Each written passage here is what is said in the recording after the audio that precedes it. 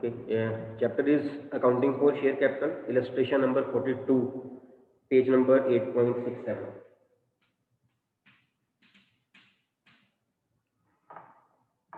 The question is, he says Green Limited was registered with an authorized capital of rupees 2 lakh in 10 rupees per equity share. Of these, 6,000 equity shares issued as fully paid to the vendor for the purchase of building. 8,000 equity shares were issued for subscription, and during the first year, rupees 5 per equity share were called up. Payable rupees 2 per application, 1 on allotment, 1 on first call, and 1 on the second call. The amount received in respect of these shares were on 6,000 shares, full amount was received. On 1250 rupees 4 per share, 500 rupees 3 per share, and 250 rupees 2 per share. The company forfeited 750 equity shares on which less than rupees per 4 per share had been paid. Pass entries and also show share capital in the balance sheet of company. Company ने यहाँ पे shares forfeit कर दिए, उसने कहीं नहीं कहा कि उसने शेयर्स री इश्यू किए हुए, है ना। और उसने फोरफीट कौन से किए हैं? 750। अब टोटल जो शेयर्स थे वो थे 8,000 जो इशू किए गए थे सब्सक्रिप्शन के लिए। आई एम नॉट काउंटिंग जो शेयर्स वेंडर को बिल्डिंग के लिए दिए गए हैं। सुंदरा, should I leave it?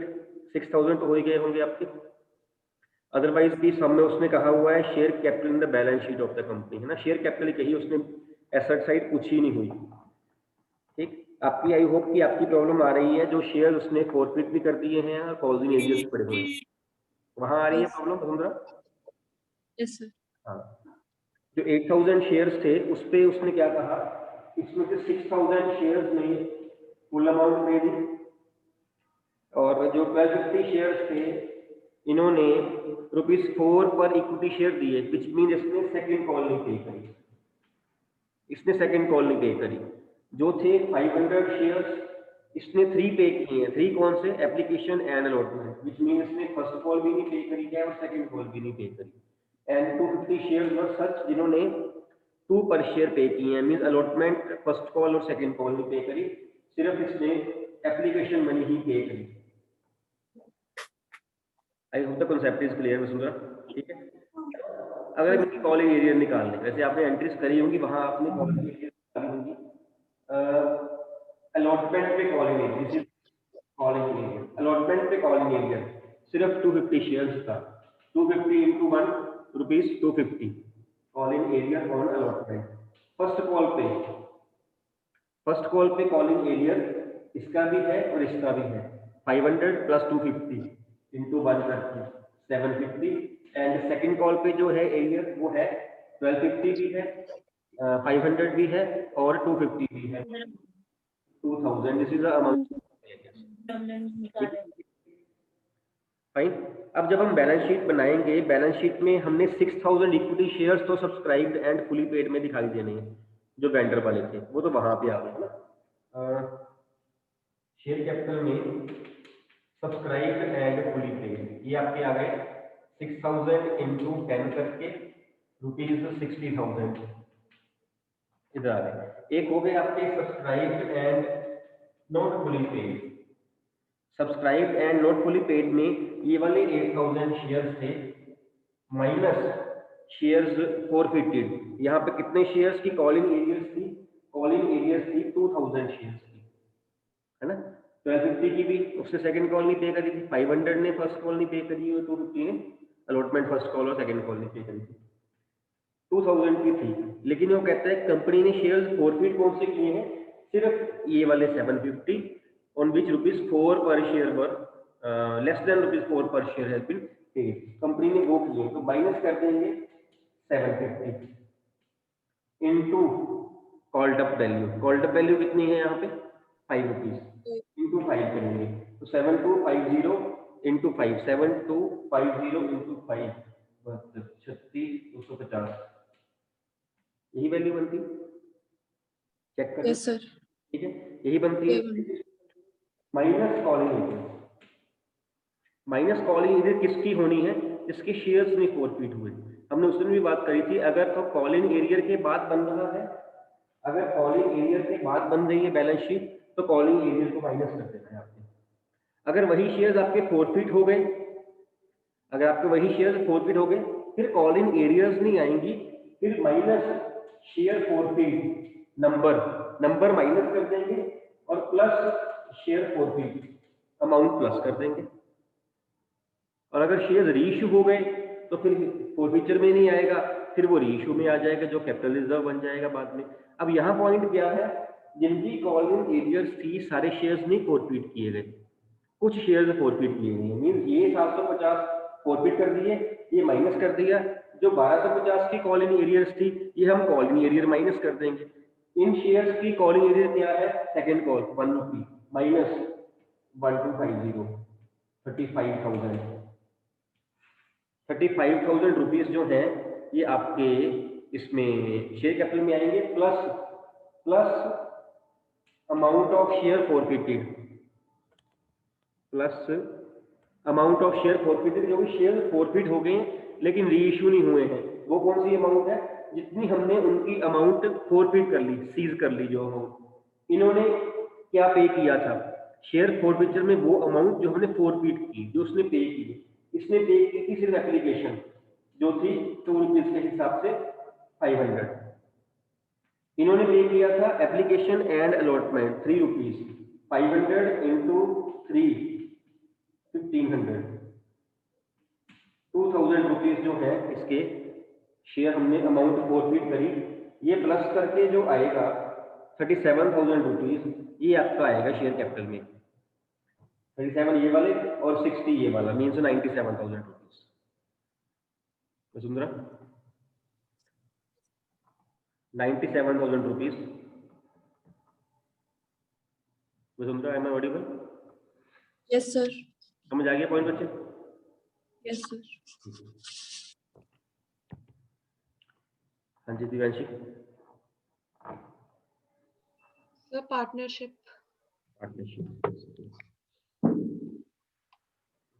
First book फिर 19 एडिशन है, चलो देखते हैं। हाँ जी बोलिए क्या number? Fundamentals. 73rd question. 73rd Question. Exercise. 73rd okay. हाँ जी क्या है इसमें? आंसर नहीं आ रहा है इसका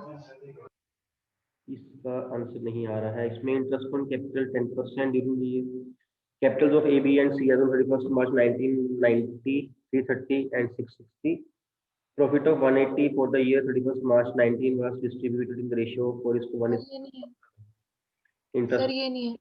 ये नहीं है। 73rd अब मेरे में आगे पीछे है। आप बोलना सम कैसा है, पार्टनर्स नेम बोल दो। अबीर, बॉबी, विनीत वाला। बॉबी विनीत वाला। टॉपिक क्या है बच्चे? Past adjustments.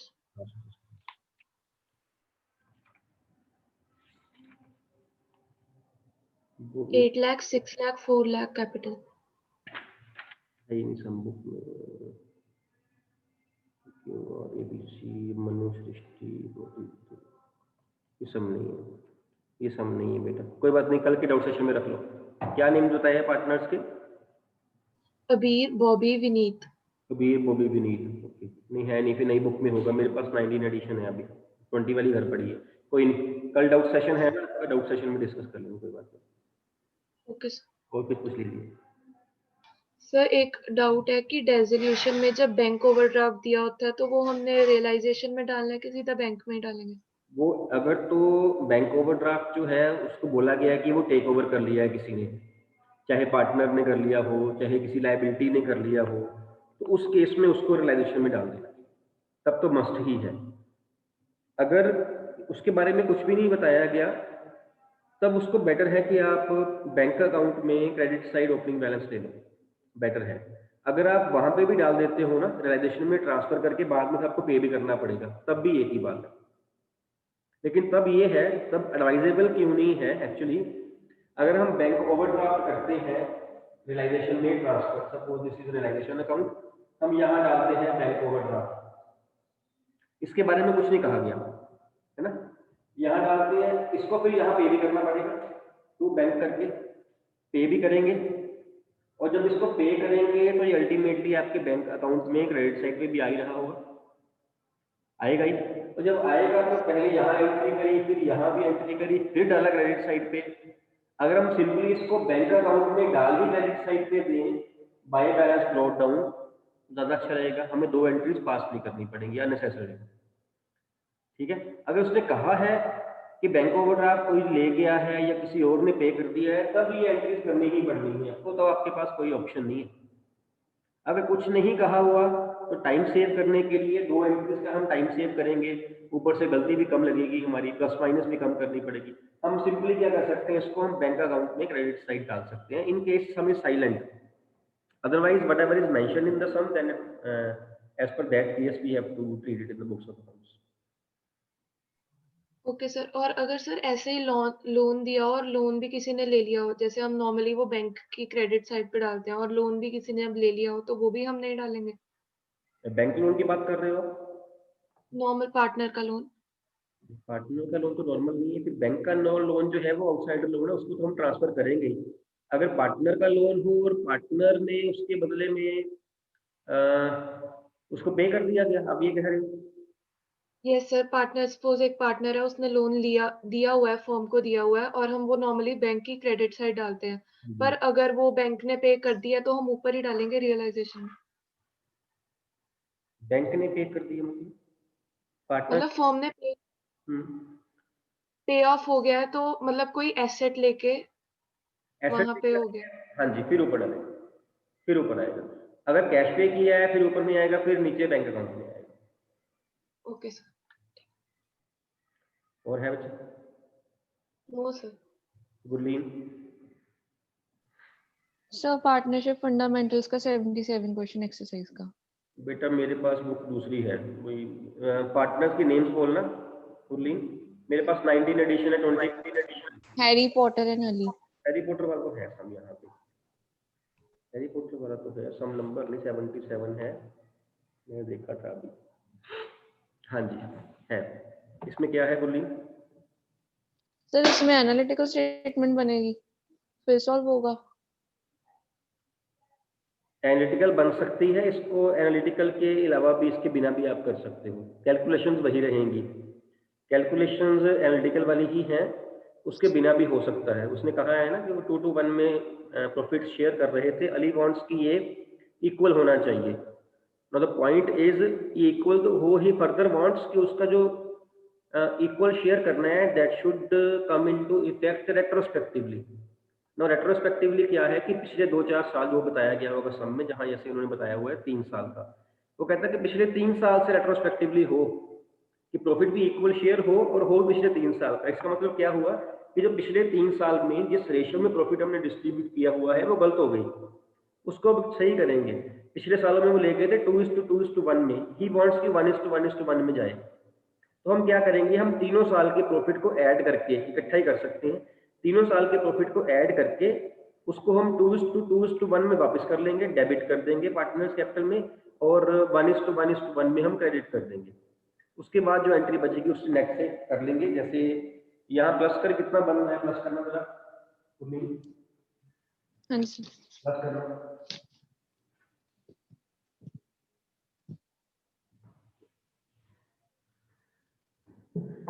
इतनी देर, और 60 एंड 750 टोटल 750 प्रॉफिट का हमने टोटल कर लिया।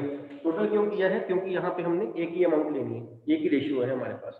तो 750 को 3 पार्टनर में, हैरी पॉटर एंड अली में, अब वापस ले रहे हैं तो डेबिट करेंगे इसको बिना स्टेटमेंट के भी। स्टेटमेंट थोड़ी सी लंबी हो जाती है, बिना स्टेटमेंट कर सकते हैं, अगर आपको स्टेटमेंट से आता है आप स्टेटमेंट से करना, ठीक है।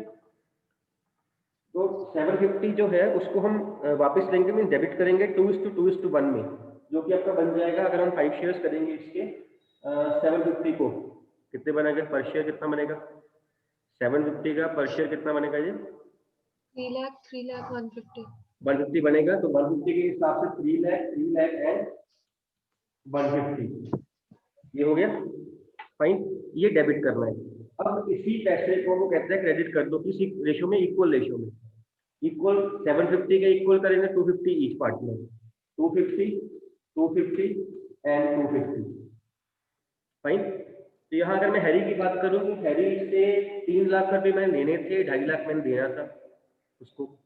तो मैं क्या कर रहा हूँ, 50,000 मैंने उससे लेने हैं, मैं उसको डेबिट कर रहा हूँ। यहाँ भी ऐसे ही है केस, 50 से मैं इसको डेबिट कर रहा हूँ और यहाँ इसको मैं 1 लाख से क्रेडिट कर रहा हूँ, मैंने इसका 1 लाख रुपये देना है। तो एंट्री आपकी बन जानी है Harry debit, quarter debit to Ali. ठीक है, यही काम हम स्टेटमेंट बना के भी करते हैं। वो स्टेटमेंट हम तब बनाते हैं जनरली, है ना, कि जब मिस्टेक एक ज्यादा हो, 2 हो, 3-4 मिस्टेक्स हो, तो करना इजी रहता है। एक आध मिस्टेक हो तो बिना स्टेटमेंट के भी हम कर सकते हैं, लेकिन बात ये होती है कि आपको बताया क्यों जाता है, आप कहीं कंफ्यूजन ना हो जाओ, है ना। जब पहले एक बार आपको सम्स करवाए जाते हैं सारे एक मेथड से करवाए जाते हैं, जब आप सारे सम्स कर लेते हो ना, सेकंड मेथड आपको अल्टरनेट मेथड अलग से बताया जाता है, नहीं तो आपको कंफ्यूजन रहेगी कि ऐसा कब करना है स्टेटमेंट वाला सम और बिना इसके कब करना है। वहां आप स्टेटमेंट से कर रहे हो कि बिना स्टेटमेंट से कर रहे हो, कोई फर्क नहीं पड़ता। वहां एग्जामिनर को अमाउंट चाहिए, इसकी कैलकुलेशन चाहिए कि आई कैसे है। आप स्टेटमेंट में कर रहे हो, आप सिंपल कर रहे हो, ये आपके ऊपर डिपेंड है। जहां number of mistakes, number of omission ज्यादा होंगी, वहां पे आप स्टेटमेंट से ही करोगे, उसके बिना नहीं करना, होना नहीं। ठीक है, anything else Gurleen? Yes Vasundhara? Sir debentures वाले चैप्टर में एक सेकंड बोलिए। एक्सरसाइज का 47th क्वेश्चन। एक्सरसाइज का 47th, ओके, पेज नंबर 9.60। बोलिए क्या प्रॉब्लम है यहाँ? सर इसमें अकाउंट कैसे बनेगा? हाँ जी, अकाउंट कैसे बनेगा? 3 अकाउंट पूछिए ना यहाँ, किस अकाउंट की बात कर रहे हो? Loss on issue of debentures. मेरे ख्याल से हम तीनों अकाउंट हमने परसों किए भी थे क्लास में। Loss on issue of debenture में दोबारा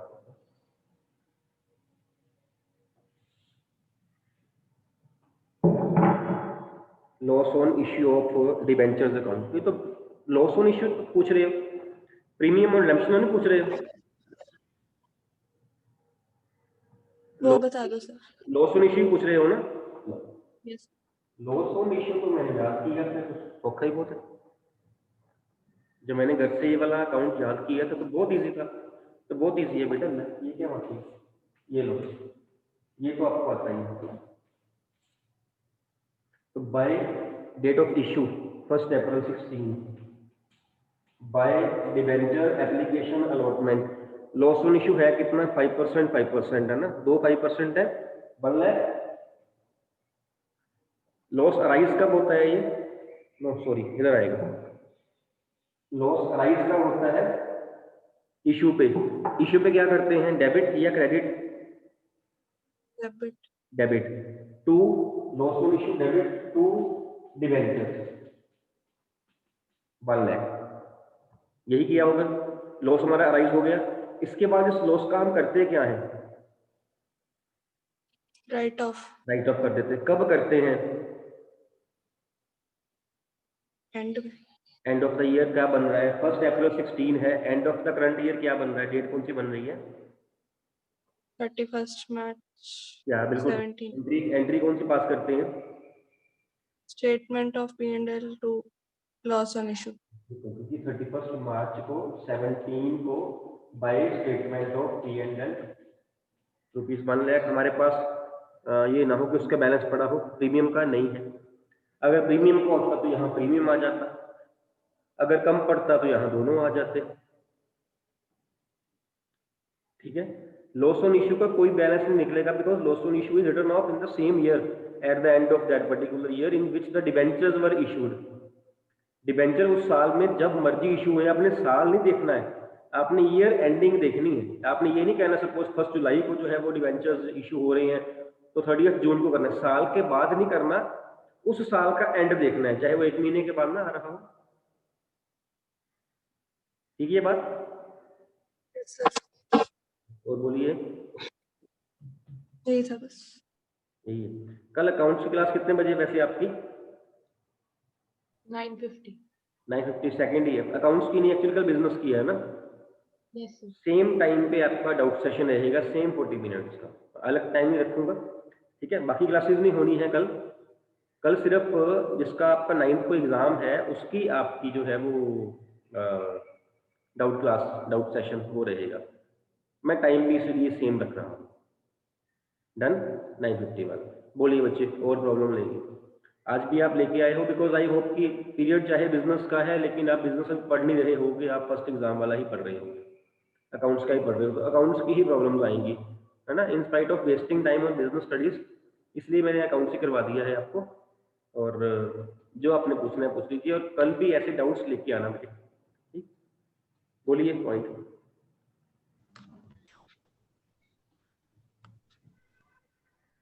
हाँ जी तनवीर बोलो। सर 1 मार्कर है रेशियो एनालिसिस में कि state how personal bias can be reflected from ratio analysis. Personal bias क्या है ना, फैक्ट काउंटिंग रेशियोज हमारे हर एक रेशियो का स्टैंडर्ड नहीं है।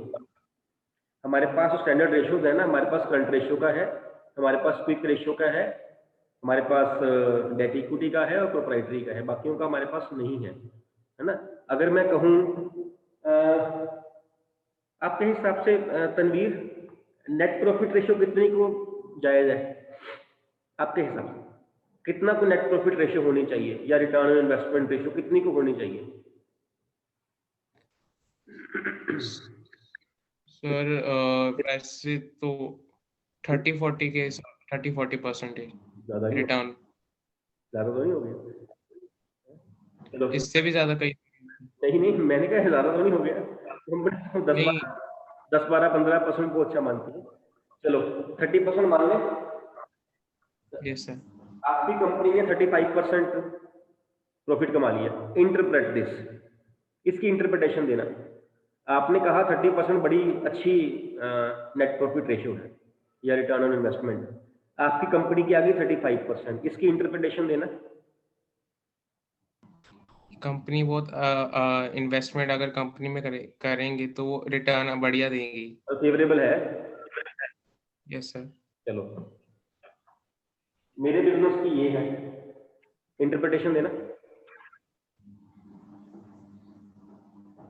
और भी ज्यादा अच्छी है। आपकी ये कैसी लग रही है अब? नहीं, ये थोड़ी बहुत ज्यादा लग रही है मतलब। मतलब पर्सनल बायसनेस कहीं ना कहीं आई है ना। ये हर एक जो एक्चुअली जो एनालिसिस है ना, ये डिपेंड करता है एनालिस्ट के ऊपर, वो कैसे कर रहा है। कहीं शायद बुक में भी देखना लिखा हो कहीं कि एक जो नाइफ होता है ना, नाइफ, उसको यूज करने का ही तरीका है। उसको डॉक्टर यूज करता है तो जान बचा लेता है, और मर्डरर यूज करता है उसी से ही वो जान निकाल भी सकता है। डिपेंड करता है यूज करने में, डिपेंड करता है ऑब्जर्वर के ऊपर, आपकी ऑब्जर्वेशन क्या है उसके ऊपर डिपेंड करता है। पर्सनल बायसनेस ये चीज है कि आप वहां पे क्या ऑब्जर्व कर रहे हो, है ना। अगर मैं कहूँ एक रेशियो है अपनी इन्वेंट्री टर्नओवर रेशियो, ये हमें क्या बताती है?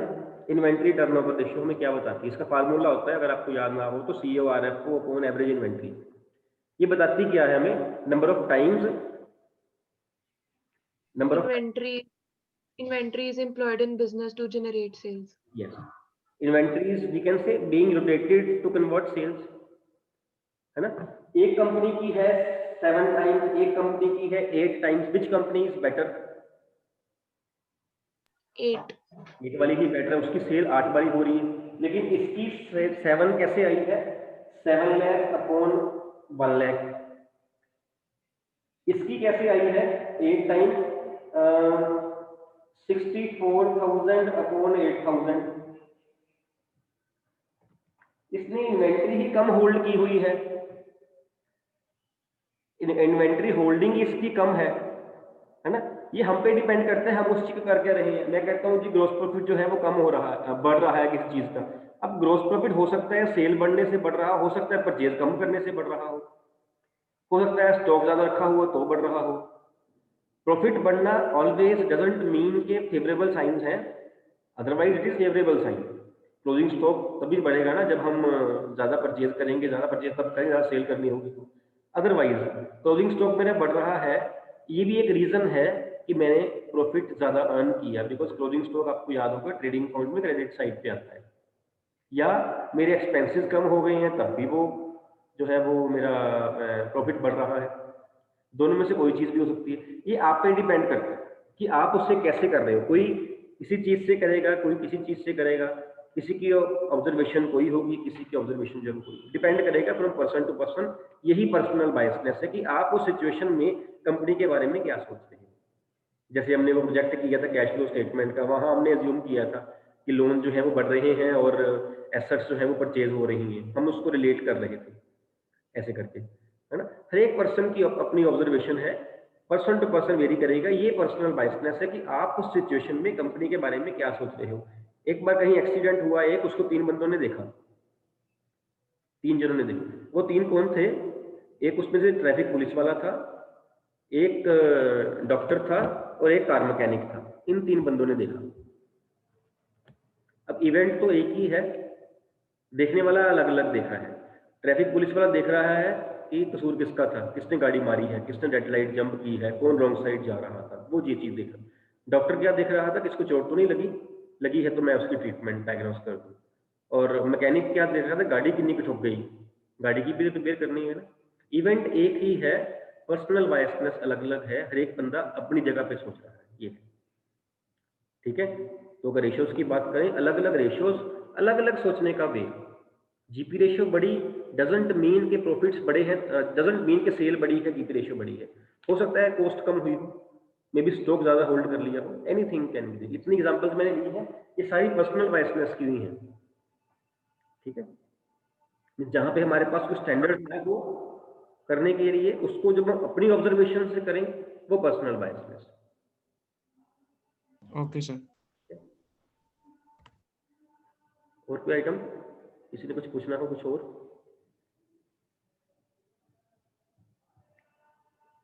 चलो, कल सारे जितने भी आपके डाउट्स हैं वो आप कल को लेके आओगे, ठीक।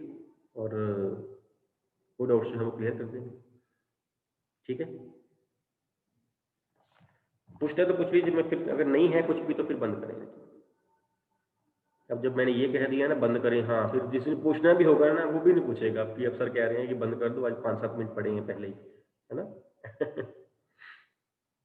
कर दे क्लोज। चलिए, ठीक है।